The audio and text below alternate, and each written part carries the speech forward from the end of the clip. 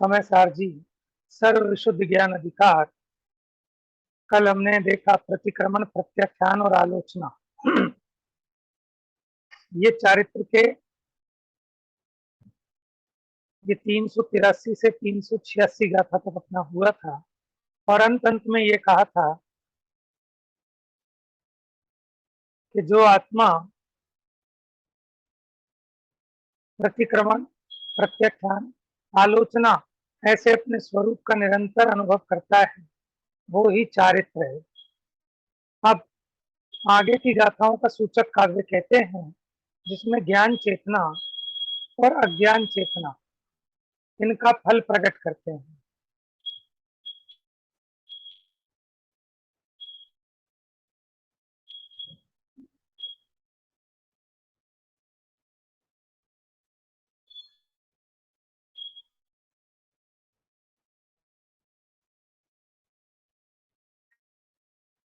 हम्म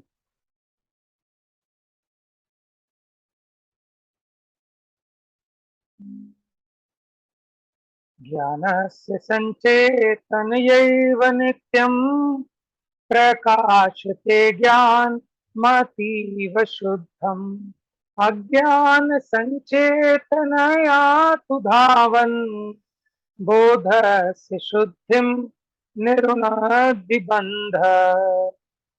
क्या कहते हैं?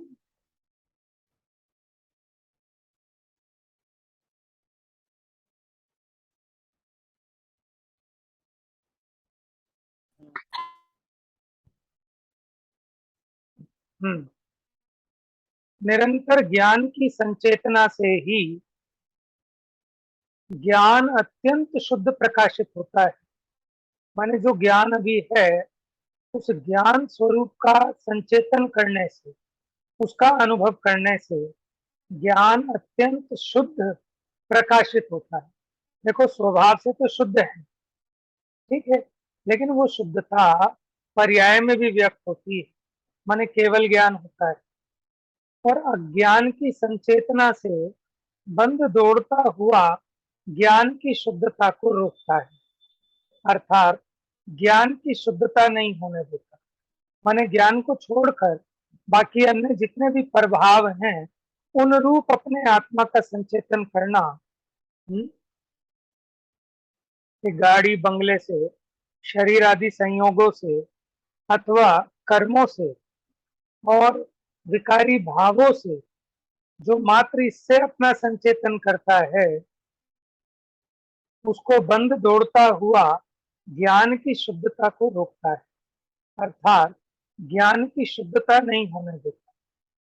भावार्थ,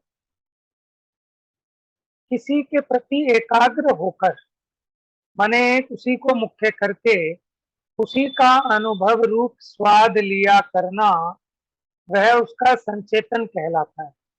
देखो, ये शब्द बहुत बार आता है और बिल्कुल याद रखने लायक है कि संचेतन किसको कहना, कि किसी के प्रति एकाग्र होकर उसी का अनुभव रूप स्वाद लिया करना। माने बाकी सबको गौण करके किसी एक को ही मुख्य करके उसमें एकाग्र होकर, लीन होकर उसका अनुभव रूप स्वाद लेना, वो उसका संचेतन कहलाता है। अज्ञानी तो विषय भोगों में है, लीन होता है, उसका अनुभव रूप स्वाद लेता है। तो कहते हैं अज्ञानी अज्ञान का संचेतन करता है और ज्ञानी ज्ञान का संचेतन करता है। यानी ज्ञान के प्रति एकाग्र होकर उस ज्ञान का स्वाद लेता है, वो उसका संचेतन कहलाता है। ज्ञान के प्रति ही एकाग्र यानी उपयुक्त होकर, ज्ञान के प्रति ही एकाग्र यानी उपयुक्त होकर उस ओर ही ध्यान रखना, वह ज्ञान का संचेतन, संचेतन समझ गए, उसका स्वाद लेना, उसका अनुभव करना, वो ज्ञान चेतना। देखो, ज्ञान का संचेतन करना, अपने को ज्ञान रूप अनुभव करना, उसका नाम ज्ञान चेतना है। उससे ज्ञान अत्यंत शुद्ध होकर प्रकाशित होता है, कि अभी जो अपना ज्ञान है ये शुद्ध व्यक्त होता है, माने केवल ज्ञान प्रकट होगा। ठीक है, उससे पहले सम्यक ज्ञान प्रकट होगा, फिर केवल ज्ञान प्रकट होता है, अर्थात केवल ज्ञान उत्पन्न होता है। केवल ज्ञान उत्पन्न होने पर संपूर्ण ज्ञान चेतना कहलाती है। ये चर्चा पहले भी चल चुकी है अपनी कि ज्ञान चेतना क्या है और अज्ञान चेतना क्या है। अज्ञान चेतना के कितने भेद बताए थे, बताइए कौन बताएगा। अज्ञान चेतना कितने प्रकार की, 4 भेद बताए थे भैया। बताओ। एकत्व बुद्धि, ममत्व बुद्धि, कर्तृत्व बुद्धि और भोक्तृत्व बुद्धि। ठीक है, ये 4 विपरीत मान्यताएं बताई थी, विपरीत बुद्धियां बताई थी। लेकिन हमने चेतना के 2 भेद किए थे। चेतना माने उसको फील करना, अनुभव करना, ज्ञान की मुख्यता से। तो हमने कहा एक ज्ञान चेतना और एक अज्ञान चेतना। सचिन भैया बताएंगे अज्ञान चेतना कितने प्रकार की। अज्ञान चेतना 2 प्रकार के निश्चय और व्यवहार। नहीं, शिवानी बताओ। कर्म चेतना और कर्म कर्म फल चेतना और कर्म फल चेतना। याद आ गई, कर्म चेतना और कर्म फल चेतना। अब ये बताया था ना हमने, कर्म फल चेतना किससे होती है, इंद्रियों की अपेक्षा बताया था। कितने इंद्रिय तक, मात्र कर्म फल चेतना ही है, कर्म चेतना नहीं है, क्योंकि उनका ज्ञान इतना शून्य है। इतना है, एक इंद्रिय में। ठीक है, इंद्रिय का कर्म फल चेतना, एक इंद्रिय को मात्र कर्म फल चेतना है, और उसके ऊपर कर्म चेतना भी है और कर्म फल चेतना भी है। ठीक है, जैसे सैनी पंचेंद्रिय है या मनुष्य है, ठीक है, वो करने रूप भाव का भी संचेतन करता है कि मैंने दुकान चलाई, मैंने घर चलाया, मैंने खाना बनाया, ऐसे कर्म चेतना। और फिर मैंने उस खाने को खाया, ये कर्म फल चेतना। लेकिन ये चर्चा अपनी मंदिर में चली थी शायद, अपना वो जूम पे नहीं चली, चली थी।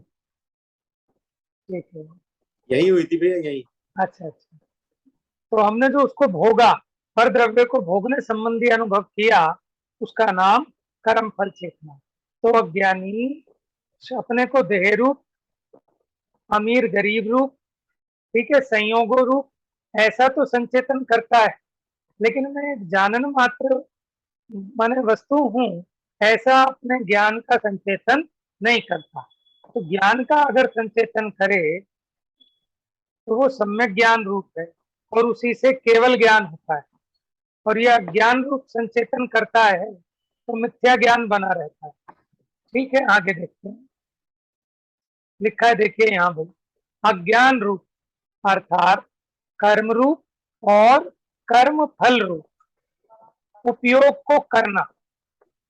कर्म रूप माने पर द्रव्य को करने रूप ऐसा अपना अनुभव करना, और पर द्रव्य का जो किया, ठीक है, उसको भोगने रूप ऐसा अपना अनुभव करना, उसी को कर्म और कर्मफल चेतना कहा। और ये ही अज्ञान चेतना है। उसी की ओर एकाग्र होकर उसी का अनुभव करना, वह अज्ञान चेतना है। उससे कर्म का बंध होता है, जो बंध ज्ञान की शुद्धता को रोकता है। ठीक है, इतना समझ में आया? किसी का कोई प्रश्न है तो पूछिए आप, नहीं तो आगे बढ़ते हैं फिर।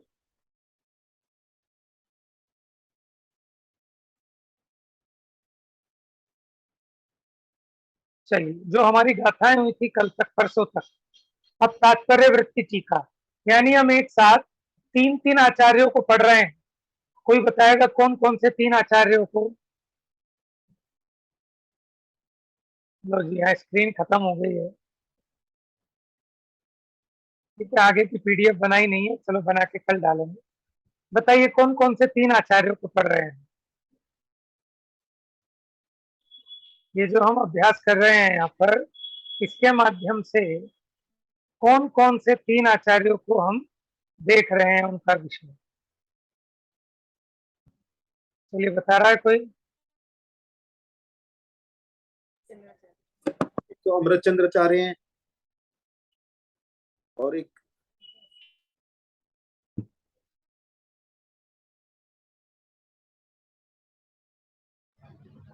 कुंद कुंद आचार्य, अमृत चंद्र आचार्य और जयसेन आचार्य।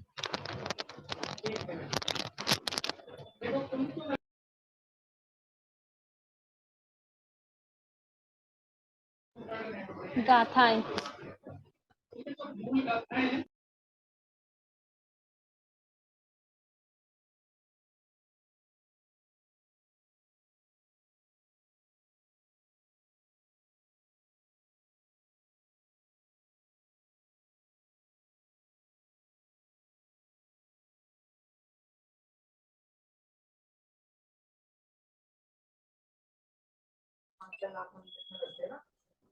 भैया आवाज नहीं आ रही।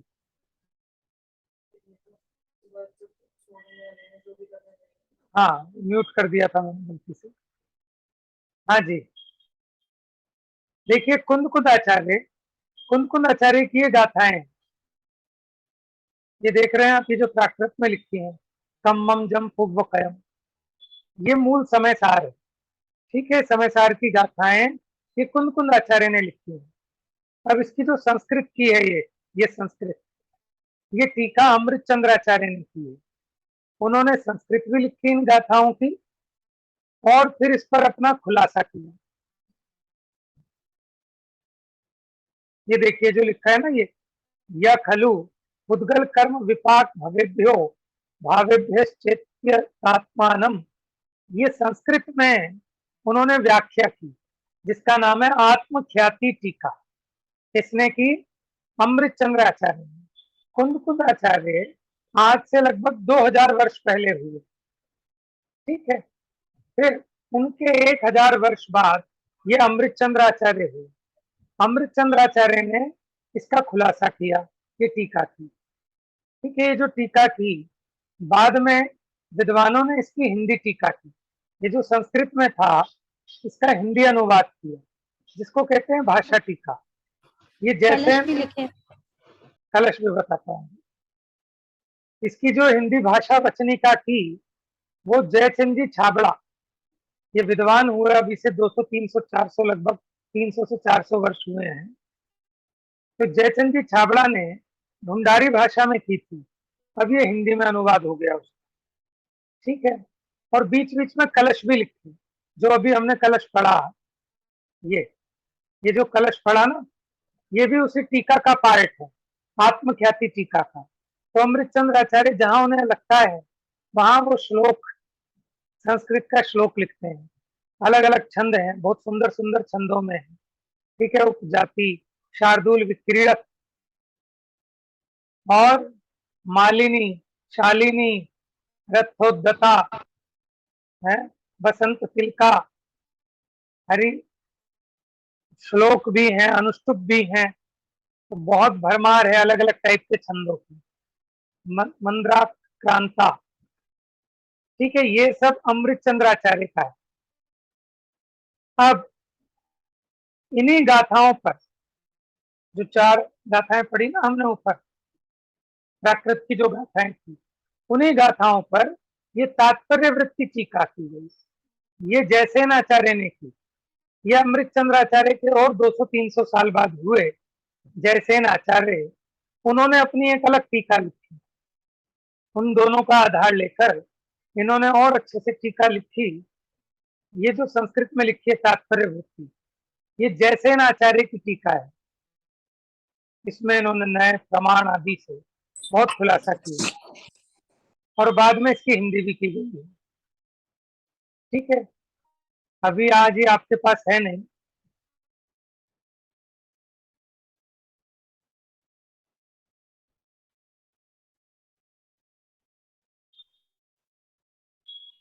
देखिए मैं पढ़ता हूँ थोड़ा आगे, आज आप सुनिए ध्यान से।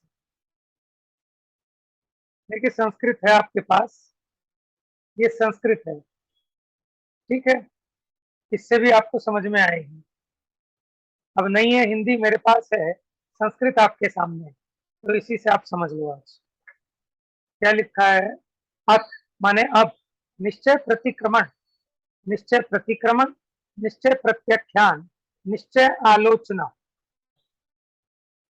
परिणत माने इस रूप से परिणमित, तपोधन, कौन बताएगा तपोधन किसे कहते हैं? हैंड रेस करेंगे, उसी से पूछूंगा। तपोधन किसे कहते हैं? हाँ बताओ पूनम। तप रूपी धन। तप तपोधन। रूपी चलो तपरूपी धन तो ठीक है, सचिन भैया बताएंगे। मुनिराज। हाँ देखो, तपोधन कौन है? जिनके पास तपरूपी धन है। तो तपरूपी धन के धनी कौन है? मुनिराज है। ठीक है, तपरूपी धन के जो धनी है वो तपोधन कहलाते हैं, यानी मुनिराज का ये नाम है तपोधन। ठीक है, देखो संस्कृत भी सरल है, हम लोग डरते हैं लेकिन काम चलाया जा सकता है। आज हिंदी अवेलेबल नहीं है, वो कल उपलब्ध हो जाएगी, लेकिन यहीं से समझ में आ रहा है कि ऐसे अब निश्चय प्रतिक्रमण, निश्चय प्रत्याख्यान, निश्चय आलोचना रूप परिणत तपोधन। ठीक है, तपोधन माने मुनिराज।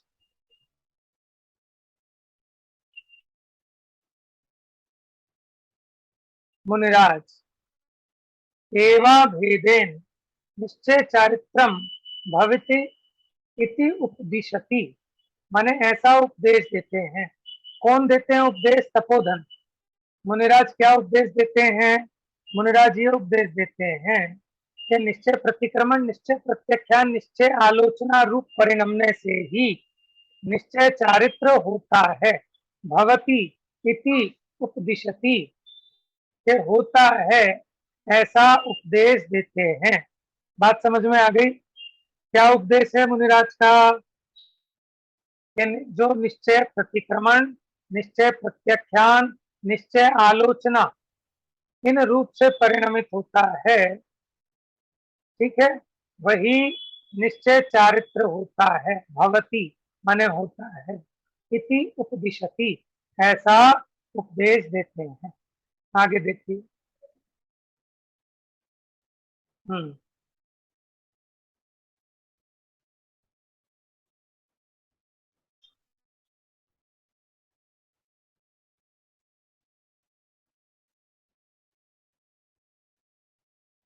यहाँ से देखिए, इहलोक परलोक आकांक्षा, यानी इस लोक परलोक की आकांक्षा रूप ख्याति, ख्याति समझते हैं ना, प्रसिद्धि। पूजा, पूजा माने कि लोग हमारा बहुत मान करें, बहुत सत्कार दें। लाभ, कि हमें कुछ प्राप्ति हो। दृष्ट माने देखे हुए। श्रुत माने सुने हुए। अनुभूत माने अपने अनुभव में आए हुए। भोगाकांक्षा लक्षण है जिसका, यानी भोगों की आकांक्षा है लक्षण जिसका। ऐसा निदान बंद आदि, क्या कहा? निदान बंद आदि समस्त पर द्रव्यालंबनोत्पन्न, समस्त पर द्रव्य के आलंबन से उत्पन्न शुभाशुभ संकल्प विकल्प रहते, ये शुभ और अशुभ संकल्प विकल्प से रहित। देखो देखें जरा क्या बात आ गई कि जो इस लोक माने इस भव संबंधी, और परलोक अगले भव संबंधी आकांक्षा। अब कैसी इच्छा होती है श्लोक की और परलोक की? कि मुझे ख्याति मिले, मेरा बहुत मान सम्मान हो, जो मैं चाहता हूं उसका मुझे लाभ हो जाए। देखे सुने अनुभव किए हुए भोगों की आकांक्षा रूप निदान बंध। निदान बंध का नाम सुना होगा आपने कहानियों में। कोई मुनिराज का नाम बताओगे कि जिन्होंने निदान किया और उसके फल में वो चक्रवर्ती बन गए? ऐसा कोई भी उदाहरण बता सकते हो आप निदान का, कि कोई निदान किया और उसी के आकर पुत्र बन गए?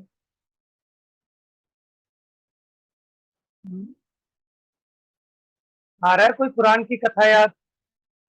किसी का कोई दृष्टांत जिससे आपको निदान जुड़ा हुआ हो? द्रौपदी। हाँ, दोबारा बताओ श्रुति।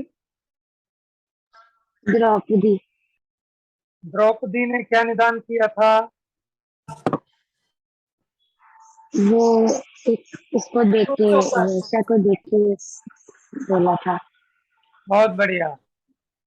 तो पता है आप लोगों को द्रौपदी का पिछले भाव में जब वो आर्यका थी तो उन्होंने किसी वैश्य को देखा, उसके पीछे 5-5 पुरुष चल रहे थे। ठीक है, कहीं ना कहीं अंदर में पता नहीं कोई कैसा सूक्ष्म राग आ गया कि वो उनके बुद्धिगम में भी नहीं था। ये तो आगम में जब फिर किसी समोशरण में उसके भाव पूछे तो भगवान ने बताया कि इस कारण वो द्रौपदी बनी अगले भाव में। और उसके 5 पति नहीं थे। कितने पति थे द्रौपदी के? एक। ठीक है, सतियों में गिनती होती है द्रौपदी की, महाशीलवती थी। कौन थे उनके पति? अर्जुन थे। अर्जुन। अर्जुन थे। लेकिन लोक में अर्जुन। कैसी निंदा हो गई कि 5 पति थी, तो ऐसी निंदा हुई ना। तो वो ऐसा कोई कर्म बंधा कि जिसके कारण उसकी ऐसी निंदा हुई। और हरिवंश पुराण में लिखा कि जो ऐसी सती को उसके बारे में ऐसा बोलते भी हैं, उनकी जिव्या के 100 टुकड़े क्यों नहीं हो जाते? हरिवंश पुराण में लिखा आचार्य जिनसेन ने कि जो महाशीलवती द्रौपदी के बारे में ऐसा कहते हैं, उनकी जिव्या के 100 टुकड़े हो जाते। समझ में आया? तो ऐसा कभी नहीं बोलना, कभी नहीं सुनना। ठीक है, लेकिन कोई ऐसा कर्म बंधा कि जिसके फल में जगत में ऐसी निंदा हुई। ठीक है, बताओ सचिन भैया, आप दूसरा उदाहरण बता रहे थे कोई। बलराम का क्या हुआ था? निदान ये याद नहीं, बट ये बताया निदान के फल में वो बलराम बन, मतलब उनको बलराम की वो पदवी मिली थी। देखो, नारायण और प्रति नारायण बलराम है ना, ये ये होते सब निदान के फल में। ये निदान के फल में होते हैं। होते तो सम्यक दृष्टि है, लेकिन कहीं कोई अंदर में भाव रह जाता है भोगों की आकांक्षा रूप, तो वो निदान बंधता है। जैसे भरत चक्रवर्ती के लिए कहते हैं कि उनकी साधना तो इतनी जोरदार थी कि उसी भाव में मुनि थे और बहुत जबरदस्त तैयारी थी, लेकिन कोई सम्राट चक्रवर्ती का वैभव देखा और कहीं कोई बारीक छल्ले रह गई, जिसके फल में एक भाव और आना पड़ा और चक्रवर्ती बने। फिर ऐसे ही आपने द्विपायन मुनि का सुना होगा कि यादवों के प्रति उनको क्रोध आया, तो मरकर जब वो वहां देव बन गए, व्यंतर बन गए, तो भी उन्होंने आकर उसको भस्म किया और निदान के फल में तो व्यंतर बने। ऐसे ही आपने कंस के पूर्व भव सुने होंगे। एक कंस पिछले भवों में मुनि थे, इनको आहार देने से मना कर दिया था। इन्हीं के जो पिताजी थे उग्रसेन। नहीं सुनी आपने कथाएं? तो आप पढ़ो, पांडव पुराण पढ़ो, आदि पुराण पढ़ो, पद्म पुराण पढ़ो, बहुत अच्छी अच्छी कहानियां हैं। एक और बताओ। भी थी ना। एक इसका ढंग से नहीं पता, पर एक शायद माता जी थी या क्या थी, और उन्होंने किसी वैश्या को ही देख के बोला था कि इसके पीछे पीछे मतलब कितने सारे हैं। हाँ, ये द्रौपदी की है, ये भी यही अच्छा, तो है द्रौपदी उनकी की। है। अच्छा, ठीक। हाँ, द्रौपदी हाँ की है। हाँ, वही है, हाँ, ठीक है, ठीक है, ठीक। तो इसलिए निदान कभी नहीं बांधना चाहिए। ठीक है, मान लो आज आप सोच लेते हो कि मैं तुझे छोड़ूंगा नहीं, लेकिन तू उसे छोड़ेगा नहीं, उसके लिए तुझे बार बार माने उसी के संबंध में जन्म लेने पड़ेंगे, वहीं दुर्गति में जाना पड़ेगा। इसलिए कभी भी किसी के साथ कोई निदान नहीं करना, ना तो किसी का बुरा करने का और ना किसी का भला करने का।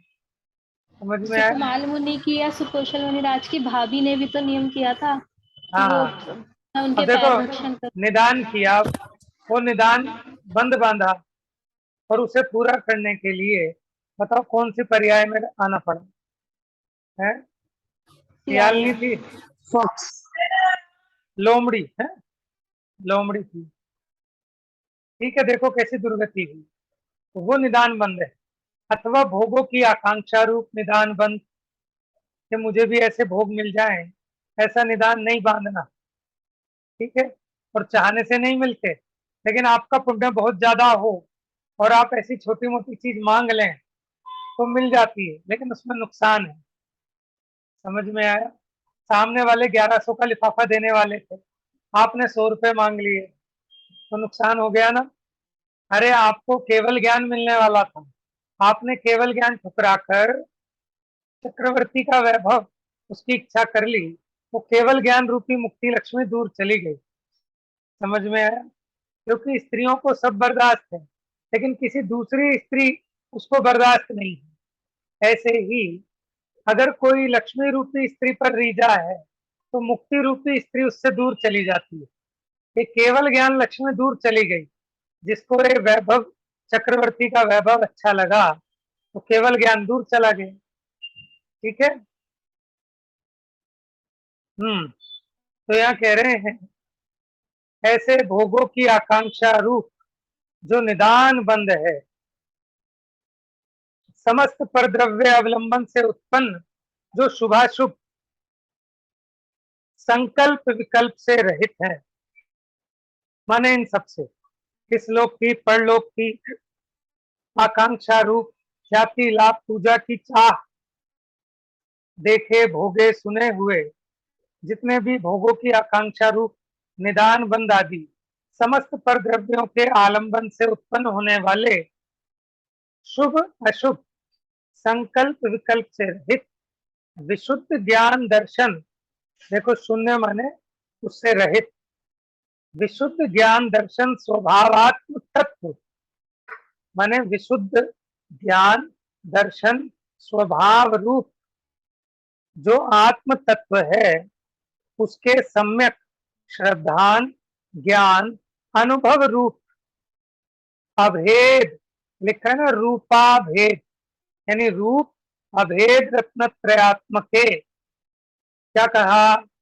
विशुद्ध ज्ञान दर्शन स्वभाव रूप जो आत्मा है, उसके सम्यक श्रद्धान ज्ञान और अनुभवन रूप जो अभेद रत्न त्रयात्मक निर्विकल्प परम समाधि समुत्पन्न, माने जो ऐसे समता भाव में लीन हुए और उससे उत्पन्न होने वाला वीतराग, माने राग द्वेष से रहित परिणाम, सहज परमानंद स्वभाव सुख, ऐसा सहज माने कृत्रिम नहीं,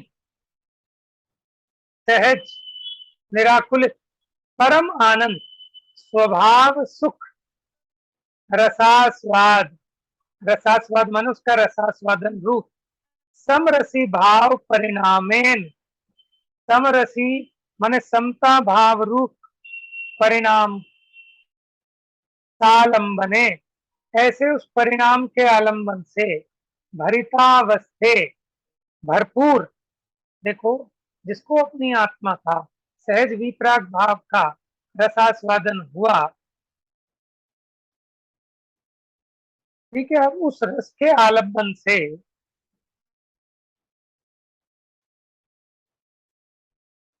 केवल ज्ञान आदि अनंत चतुष्टय व्यक्ति रूपस्य, यानी अनंत केवल ज्ञान आदि जो चतुष्टय हैं, उनकी व्यक्ति रूप कार्य समय सारस्योपाद के कारण समय सारे स्थित्वा यह कर्ता आत्मानम कर्म तापन्नम निवर्त्यति। क्या कह रहे हैं? कार्य समय सार और कारण समय सार की बात चली थी ना, तो जो अनंत केवल ज्ञानादि अनंत चतुष्टय की व्यक्ति रूप, वो है कार्य समय सार, और उस कार्य समय सार का उत्पादक कौन? कारण समय सार। ठीक है, कार्य समय सार का उत्पादक कौन? कार्य समय सार। कार्य समय सार का उत्पादक कारण समय सार। कार्य समय सार क्या है? माने केवल ज्ञान रूप दशा, वो कार्य समय सार है, और उसका कारण क्या है? शुद्ध रत्नत्रय, सम्यक दर्शन, सम्यक ज्ञान, सम्यक चारित्र्य। तो जो कारण समय सार में स्थिर होकर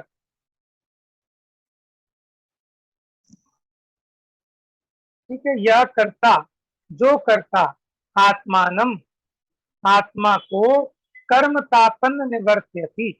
देखो, एक होता है निर्वृत्ति, एक होता है निवृत्ति। निवृत्ति माने होता है हटना, दूर करना। ठीक है, जैसे सेवा निवृत्त है ना, सेवा से दूर हो गए, त्याग हो गया। रिटायरमेंट, और एक होता है निर्वृत्ति। निर्वृत्ति माने होता है निष्पन्न होना, उत्पन्न होना। ये दो शब्द हैं, ये देख लेना इनको। तो ये अलग अलग अर्थ हैं दोनों के। एक का मतलब होता है हटना, एक का मतलब होता है उससे उत्पन्न होना। तो यहाँ हटने के अर्थ में है कि जो आत्मा कारण समय सार में स्थिर होकर, माने शुद्ध रत्नत्रय रूप होकर,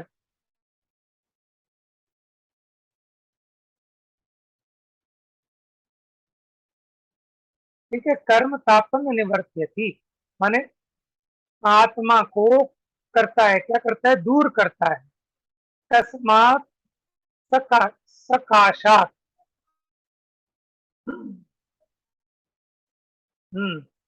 तो यह कहते किससे दूर करता है, कम्मम जम पूर्व कदम सुहा सुहमेण वित्थर विशेषम।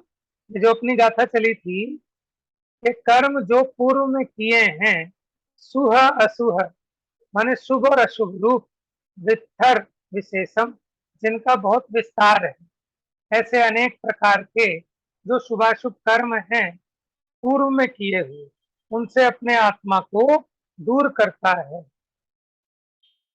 तत्तो उससे शुभाशुभ मूल उत्तर प्रकृति भेदेनानेक विस्तर विस्तीर्ण, के जो शुभाशुभ मूल और उत्तर प्रकृति के भेदों से अनेक प्रकार के विस्तार से विस्तीर्ण है।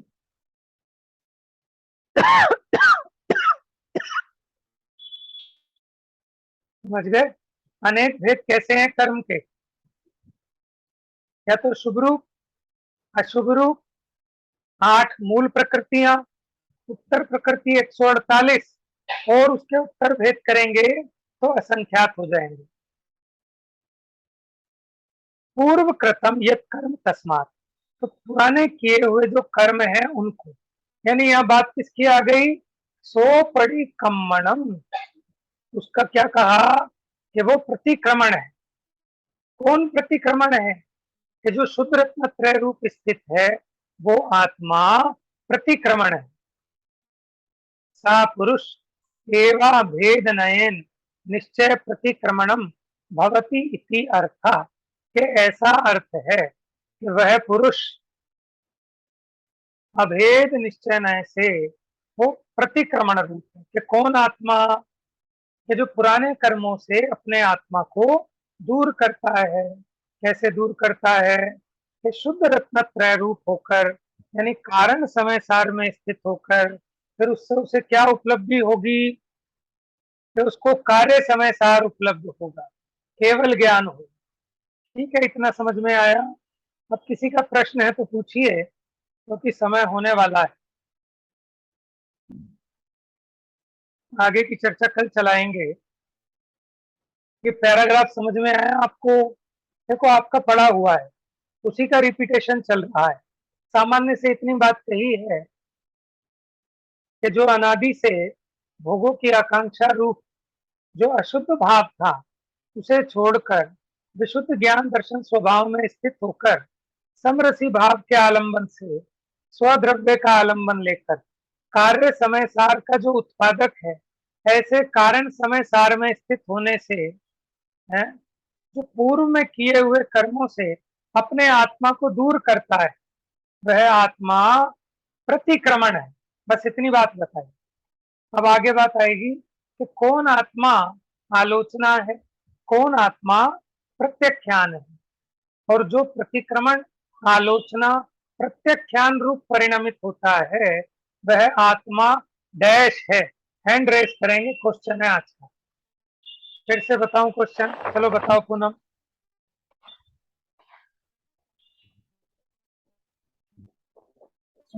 चारित्र। ठीक है जी, जवाब। बाकी लोग बताओ, सही है तो ऐसे, गलत है तो ऐसे। सही है, सही है ना? जो आत्मा प्रतिक्रमण प्रत्याख्यान आलोचना रूप परिणमित है वह आत्मा क्या है, चारित्र है। ऐसे ही कहा था ना उत्थानिका में। दिखा दें, ये देखो ये लिखा। अब निश्चय प्रतिक्रमण, निश्चय प्रत्याख्यान, निश्चय आलोचना परिणत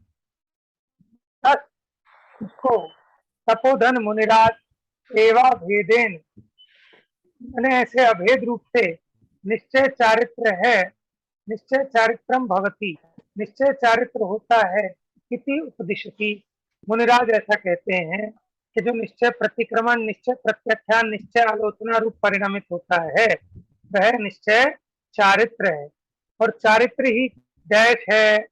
हाथ खड़ा करेंगे जिसको आता है। बताओ सचिन भैया।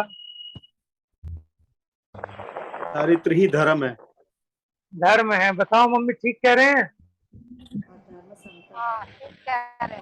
ठीक है, चारित्र ही धर्म है। कल एक शब्द और कहा था, धर्म ही समता भाव है। धर्म समता भाव नहीं, चारित्रम खलु धम्मो, चारित्र ही धर्म है।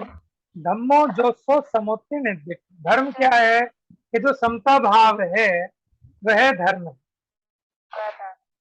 समता भाव वो धर्म है, ठीक है। और समता क्या है, कौन बताएगा समता भाव क्या है? अच्छा, और बताओ कोई। सचिन भैया उत्तर दे रहे हैं सारे। समता भाव के लिए कल 2 बातें बताई थी, याद है किसी को? मम्मी, भावी धर्म है। हाँ जी, 2 शब्द थे। सबका भावी धर्म है। हाँ, समता क्या चीज है? समता के लिए 2 बात बताई थी, नहीं आई याद? चलो सचिन भैया ही बता दो। वीतरागता। नहीं, जो कल शब्द आए थे। बताओ पूनम। मोह और क्रोध का त्याग। बहुत बढ़िया भाई, बहुत बढ़िया। मोह खोह विहीनो परिणामो अपनो हुसमो, कि मोह और खो माने क्षोभ यानी क्रोध, क्रोध कहकर उन्होंने सारी कषाय पकड़ ली। तो मोह और क्षोभ से रहित जो आत्मा का परिणाम है वही समता भाव। उत्तर आपका ठीक था, वीतरागता ही समता भाव है। लेकिन जो गाथा के शब्द थे वो ये थे, मोह और क्षोभ से रहित परिणाम वो समता भाव, और समता भाव धर्म है। तो समता भाव रूप रहने का प्रयास करना है अपने को, ठीक है। ये सब चीजें अवलंबन है, ये परद्रव्य का अवलंबन है। जब अपनी सहज समाधि में रहें, समधि यानी समान हो बुद्धि जिसकी, उसको कहते हैं समधि। समझ में आया? और यहाँ समाधि समता भाव रूप में लीन हो जाना, यानी आदि उपाधि व्याधि को अगर छोड़ दे तब होगी समाधि। समाधि माने समता भाव। मोह और क्रोध, मान माया लोभ, इनसे रहित जो शांत रूप परिणाम, उसका नाम समता भाव है, वो धर्म है। जब तक ये नहीं हुआ तब तक समझना अभी धर्म के नाम पर 0 है।